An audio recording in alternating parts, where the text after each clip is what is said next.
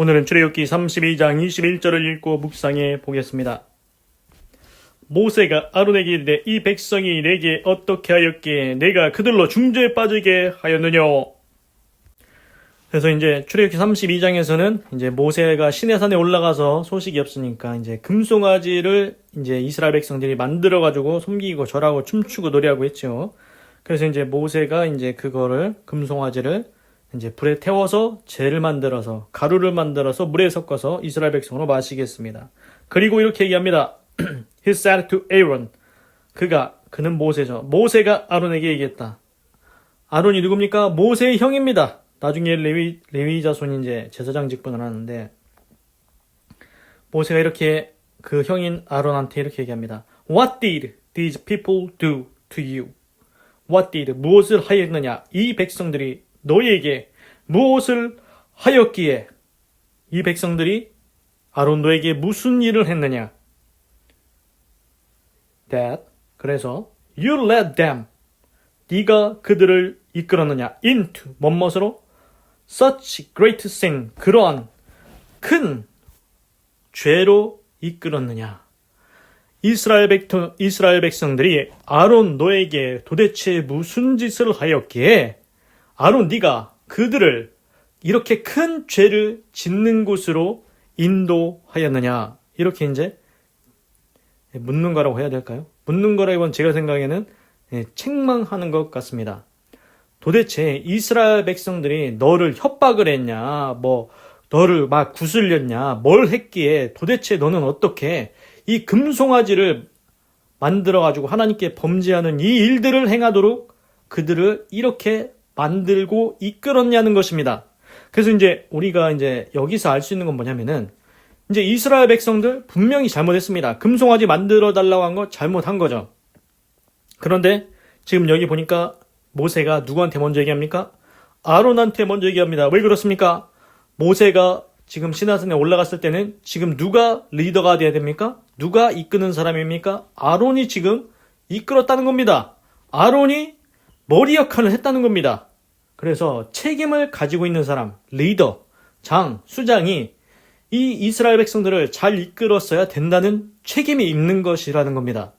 그래서 이제 리더 역할은 이스라엘 백성을 잘 이끌어야 될 책임이 있다. 그런데 아론은 그거를 지금 잘못했다. 아론한테 그 책임에 대해서 책망을 하는 것 같습니다.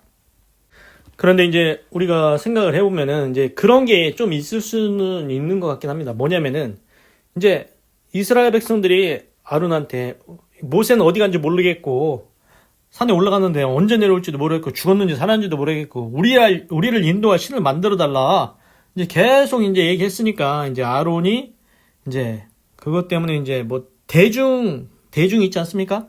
이제 우리 대중이 그러면은 이제 많은 사람들이 그걸 요구한다? 그러면 이게 이제 쉽게 이게 잘못된 일인 줄 알면서도 이거 쉽게 건너뛰기가 어려운가 봅니다, 이게. 그래서 이스라엘 백성들이 계속 우리를 인도할 신을 만들어 달라고 하니까 아론이 어쩔 수 없이 한 게 아닐까. 이게 좋아서 했지는 않았겠다는 생각이 듭니다.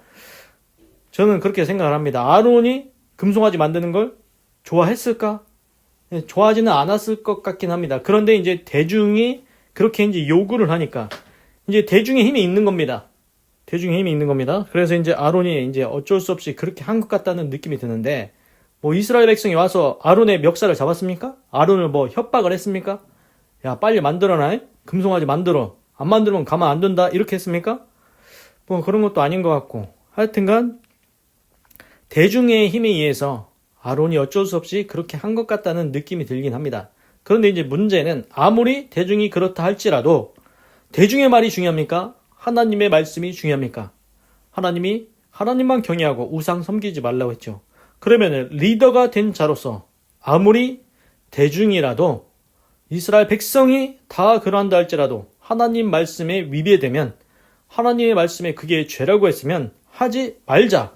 우리 이렇게 하면 안 된다. 중간에 이거를 차단을 하고 옳은 길로 이끄는 역할을 했어야 된다는 겁니다. 그래서 갑자기 생각이 나네요. 제사장은 백성의 죄를 가지고 하나님 앞에 제사를 드리죠. 그리고 선지자는 하나님의 말씀을 받아서 이스라엘 백성들에게 하나님의 말씀을 선포하고 옳은 길로 인도하지요. 그렇습니다. 하나님의 말씀을 받아서 옳은 길로 인도하는 그 선지자의 역할을 아론이 했어야 된다는 겁니다. 그런데 아론이 그렇게 못하고 잘못된 길로 가게끔 이끌었다는 게 문제이죠. 그래서 이제 여기서 우리가 이제 교훈으로 이제 느껴지는 건 뭐냐면은 아무리 대중이 원해도 하나님이 아니라고 한 거는 아니다. 하지 말아야 된다. 그리고 이제 백성의 책임도 있지만 리더한테 책임에 대해서 물으신다. 책망을 받습니다. 아론이 리더였으니까. 그래서 이제 제가 이제 또 느끼는 바는 뭐냐면은 아론이 모세의 형입니다. 형인데도 불구하고 지금 그 동생인 모세가 아론을 이제 거기에 대해서 책임을 묻고 책망하는 이런 느낌이 들지 않습니까? 나이는 상관이 없는 겁니다. 하나님의 말씀에 대해서 잘못된 길로 가고 있으면은 나이는 상관이 없습니다. 아무리 형이라도